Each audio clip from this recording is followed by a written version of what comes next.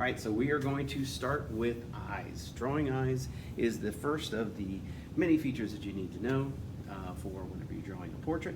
And so we're going to start with a step-by-step guide that I gave you in your handout. Just following that will be the best way to do this. Okay, so following this this 10-part breakdown, I'm going to break it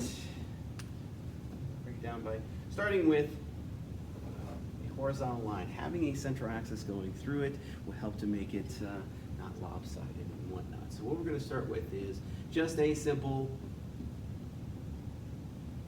football shape.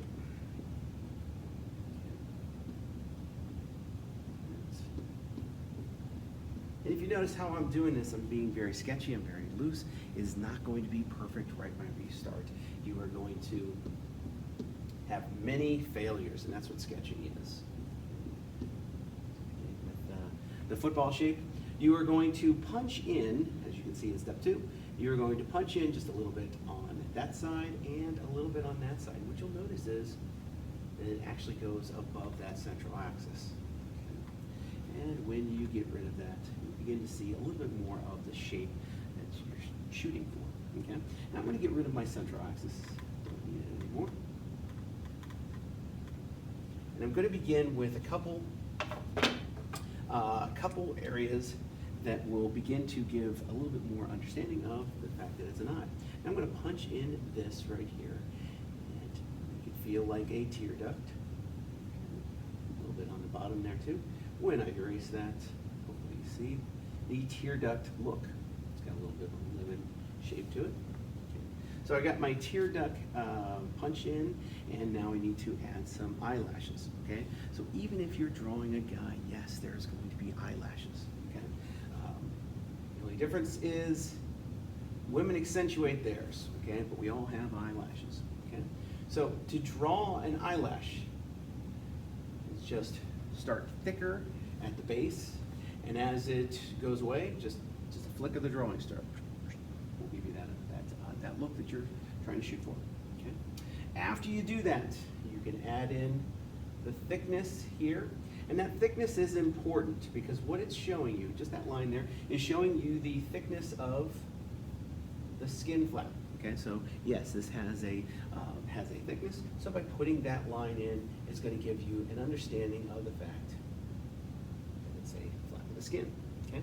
Next thing that you're going to add is your pupil and iris. And when you draw your pupil and iris,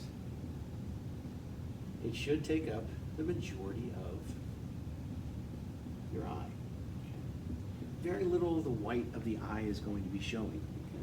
So when you draw the iris, just make sure that it is a complete circle.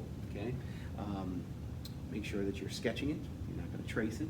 You're just going to sketch it to get that rounding effect, and then erase all of the unused sketchiness. All right. So now I've got the iris done. Now I have to get the pupil.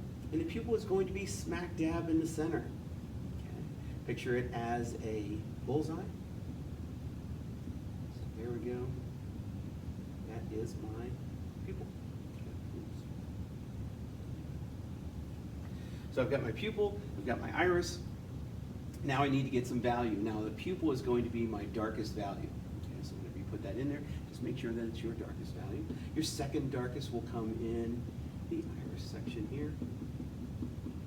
And understand that even if you're drawing somebody with blue eyes, okay, it's going to be one of the darkest areas. So this will be the second darkest area. This will still be the first. Okay. Adding in a value here. So adding in some shading here will give this some believability. Okay. The fact that this area here, this area of skin, is hanging over it, so it's going to create a little bit of a cast shadow. Okay. So adding in some shading there will help to get that look. The next thing that will help is getting this line here.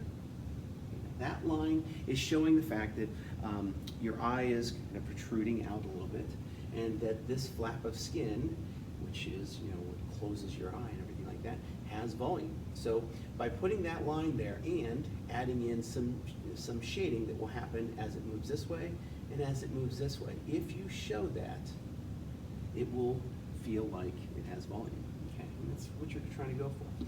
And what you should picture, this section here is like a cylinder on its side, where you have a highlight, maybe right there, and as it moves this way, it becomes darker. As it moves this way, it will also become darker. If you show that in your shading, okay, the fact that this is kind of going into a canyon area, and this is going to have a little bit of value then too. This will feel like your highlight section, and that will show volume, okay? Getting a little bit of value in here will help to understand that that's the tear duct, okay? And then the last thing that we're going to want to add in is glints and glares. Okay, so it's been said that the way to envision an eye is to envision it as a glass marble encased in water. Okay, so if you were to look at a picture of yourself, you stare at a mirror right now, you would notice that your eyes have tons of glints and glares. Okay, so right now where I'm standing here, I have extreme bright light hanging over top of me, and there would be a bright glare. That bright glare would be probably the largest. Okay, and it will have something like that. Okay? So you're going to want to add in a glare. Okay? You're also going to want to add in some secondary glares. So you might have some secondary glares here, maybe there. And what you'll do is, even though I'm putting outlines on this, you're not going to have outlines on it. So what you're going to have is actual just value differences. So like I said, this is going to be the second darkest value, and then having a white highlight or just a little bit off-white highlight is going to give that volume. It's going to help make it look real. Last thing that you'll notice is these are kind of bent, okay? And the reason why they are bent is because this is a sphere, okay? Your eyeball is that, it's a sphere, it's a ball.